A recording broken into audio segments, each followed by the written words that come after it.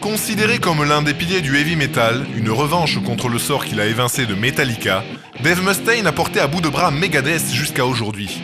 En 2002, le groupe se séparait à cause d'une vilaine blessure au bras de Mustaine. Aujourd'hui, avec un nouveau label, un nouveau manager et un nouvel album, les tracas semblent oubliés.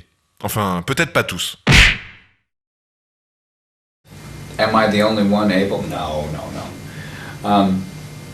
I think that there's a lot of bands that are popular right now that are really capable of playing heavy riffs and doing solos, and I think there's a generation of guitar players that are coming up right now that think that it's okay to not play guitar.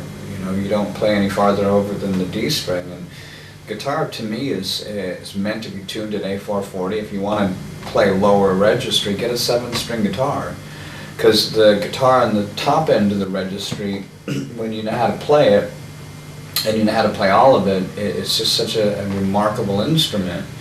I know that classical music was written on a piano, and it's really difficult to translate over onto a guitar, so it's even that much more unique the way that a guitar plays different from other stringed instruments like a violin, for example. I can't for the life of me think why a guitar player would tune his guitar down and then only play a small section of it. That's like playing golf with only one club. A doctor says that I would only have 80% use of my hand again, and that I would never play guitar. And in the beginning I was a little angry about it, and then I thought, you know what, I know who I am, you know. I've never shied away from a fight, I've never given up in the face of adversity, I've always come through. It's been a little ugly sometimes, but you know, there's never been a lack of fight in me.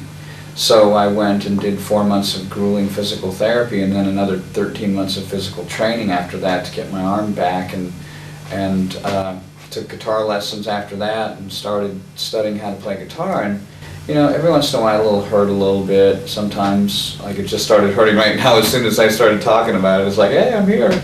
But as far as the playing is concerned, I think I play better now, because as I had to learn how to play again, I overcame some of the old cheats that I used to use. Sometimes I'll be on stage and I'll be playing away, and I'll remember the little teacher saying, you know, put your fingers in, or keep your fingers aligned with the frets this way, and I'm thinking, I hate you, why'd you say that? Because you ruined my style, now I think too much when I play.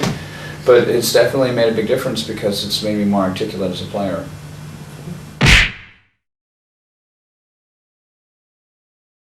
It wasn't that I did it just because I wanted to, it's because I had to.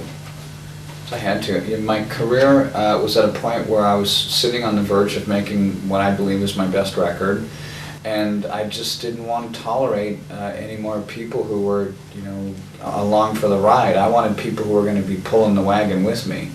You know, it's just, my career has been very, very well documented, and there's been a lot of ups and downs over it, and a lot of it is people they saw how I did business, and that, you know, we really had a good time doing it, and a lot of people would come around and kind of make themselves part of our whole organization, and then make it so that they couldn't be gotten rid of very easily. When I first started, I was playing BC Rich, but the guitars were basically junk, and they would break all the time. The necks wouldn't stay true, and they were just so inconsistent, one model from the next. You'd have one that played really well, and the other one played like somebody could paddle a boat with it. And the bridges were always off. I just couldn't stand it anymore, so I went to Jackson and I laid out a lot of money to have them custom make me a guitar exactly to my hand shape, exactly to my body specifications, and exactly to where I wanted the knob configuration on it. That became the Dave Mustaine signature Flying V setup. Went to ESP, was there for a couple of years, had a good run while I was there, and just realized it wasn't where I wanted to stay. And moved on over to, I was going to go back to Jackson, because I told them, if you want me to come back, this is the terms I'm going to come back under. And everything was worked out. I had a new contract sitting in my email box waiting for me to be signed. And I was just getting ready to print it out. I was going to sign it the next day, and I get a phone call. Hey, this is a girlfriend of Michael Shanker calling up, and the guys from Dean want to talk to your husband. So my wife goes, hey Dave, Dean wants to sign you. And I said, are you kidding me? I said, you know, I'm getting ready to sign with Jackson right now. They're going to have to make a very serious offer because I'm ready to go. I'm not going to go through another month, 2 months of negotiating with somebody. And they made me an unbelievable offer that involves being part of their franchise, you know, one of their flags of the company that they're going to fly the highest. You know, I'm not going to say I'm their franchise, but I feel like it, and they've just given me keys to their kingdom. I love the company. The only thing that I was concerned about was the headstock because it's that V shape. And I've always had 6 inline, except for the BC Riches, which I really didn't like. Once I went to Jackson and I made my specific model, it was 6 tuners in a row. So when we went over to Dean, that was a sticking point. Regardless of the promotion or the marketing or the money or any of that stuff, I had to be able, if I had a problem on stage, to have it the same way I'm used to. Way my hands used to tuning in a row, where my knobs are used to rolling off, where the switches, it has to be exactly the same, because on Creature Habit I've developed a style of guitar playing that's influenced a lot of people, and I'm not going to try and relearn how to play a new guitar on top of trying to learn how to play the guitar again. It's just too much for my brain. So they said, no problem. I was, really? That easy? You're not going to argue? And a fight? No, Dave, we want you. We love you. You're great. Let's rock. And I was like, let's rock. And they made me my prototype, and it's floating around London somewhere right now. It got lost on the way over here. I don't know if you know that or not. When we were having dinner one night, the engineer's wife shows up from the airport. She doesn't know anything about the house. She walks in, puts her luggage down, she comes down, sits down at dinner with us, and she goes, you know what, this is going to sound crazy, but I think I just saw something upstairs, because she's from Nashville. She goes, I saw a little girl, and I got the feeling that, you know, she's looking for her mommy. And everyone at the table's like, oh my God, it's true.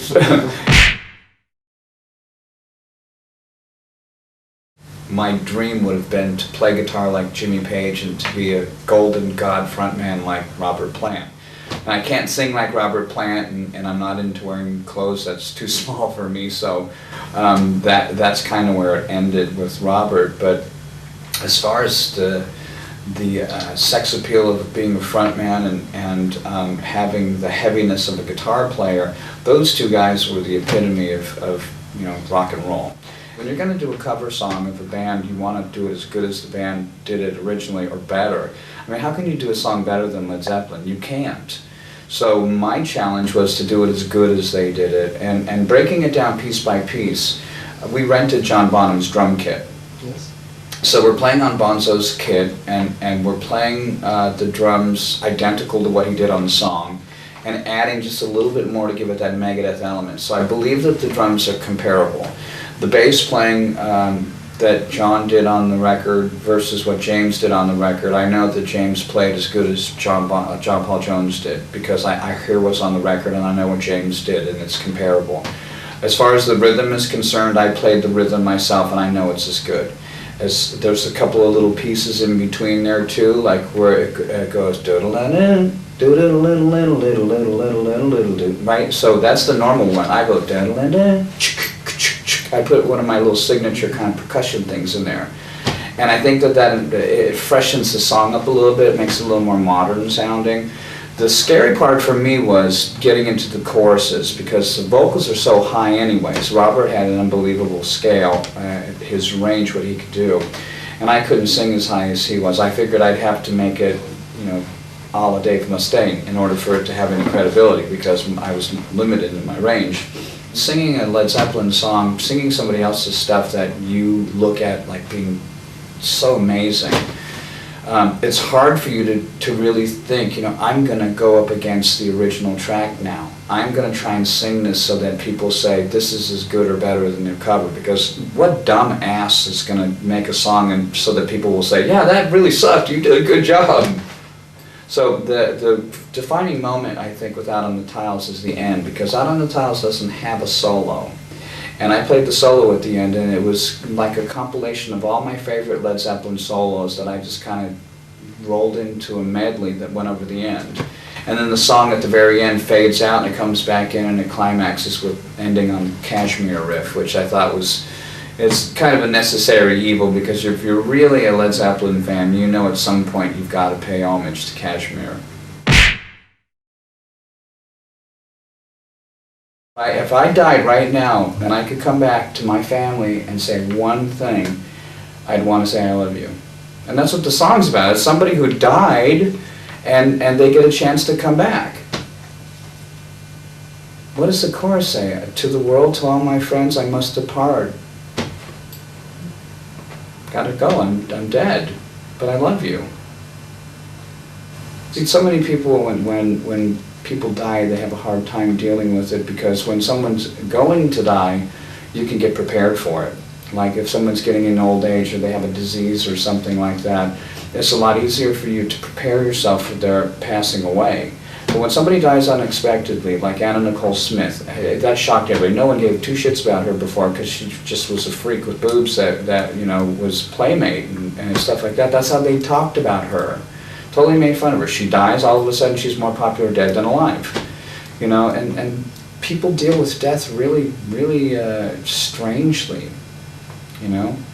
I mean, I know that when I heard James Brown died, I was like, what? You know, dies from pneumonia. James Brown. He's like 700 years old out there still dancing. And then all of a sudden he dies because he got a cold? That was unheard of, you know? Surprise. You know, if you're doing something that is going to affect small children, I think that, you know, it's just, I mean, you should use your head, you know. If you're going to do imagery and artwork that is really expressive, do it in a way that, you know, it's not going to fall into the hands of the wrong people, you know. I've had really you know, expressive lyrics and explicit lyrics, and I've had really detailed and very aggressive artwork, but in no way have I ever done anything to, you know, to make fun of women, like using tits and ass on my covers, or using naked girls on my covers, or having nuns with their tops off, regardless of how great their boobs are. You know, I've never done that. I think that, to me, you know what, that stuff is just unnecessary. If your music's really good, your music's really, really good, close your eyes. Then tell me.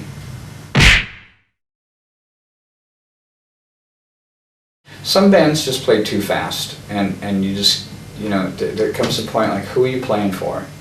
You know, you gotta, what is music? Is it, you know, a sprint? Is it a race? Is it a journey? You know, playing music, depending on how long you want your career to last, if every song is like 200 beats per minute, by the time your career's over, you're going to have, you know, 20 songs, 200 beats per minute. They're going to go by and no one's really going to notice. You need dynamics.